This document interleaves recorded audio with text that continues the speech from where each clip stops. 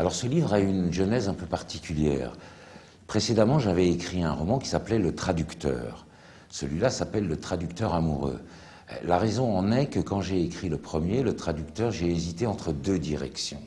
Comme souvent dans la vie, on hésite entre deux directions. Puis j'en ai pris une. Et puis le livre est sorti, etc. Et j'ai regretté à un moment donné d'avoir abandonné cette autre direction. Et contrairement à l'existence, lors d'un livre, on peut revenir en arrière.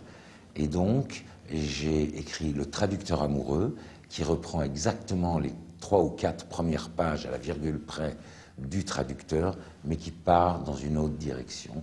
C'est un livre sur l'amour. Je me laissais aller à cet abandon, à la destruction de mes pensées, de mes défenses. Et c'est là, au cœur de cette douce capitulation, que j'ai parfaitement senti le malin. Il était là, tout au fond de moi, minuscule, c'était une infime vibration, un frisson très lointain, à peine perceptible. Je l'ai ensuite senti s'amplifier, une exquise légèreté me parcourait, une délicatesse, un ravissement, oui, un ravissement s'emparait de moi. Ce livre parle d'amour, mais dans un contexte bien spécial.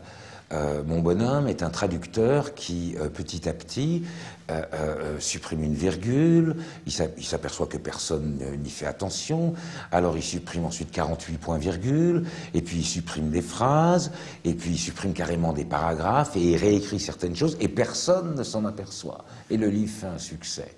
Et voilà que l'écrivain, ou l'écrivaine, comme on voudra, qui est japonaise, et qui arrive en France. Et elle va le rencontrer. Ah ah! J'étais certes coupable, mais coupable bienfaisant. Sa réussite venait en partie de moi. Plus encore, mise au courant de ma supercherie, ma présence lui serait probablement devenue insupportable. Elle lui aurait sans cesse rappelé ne pas être la seule responsable de son succès. Non, quel que soit le cas de figure, je ne voyais rien qui puisse pousser Megumi à jouer au chat et à la souris avec moi. Ce personnage du traducteur revient parce que pour moi il est emblématique de la réalité. Nous sommes tous des traducteurs, nous traduisons tous les autres, les choses, tout ce que nous voyons.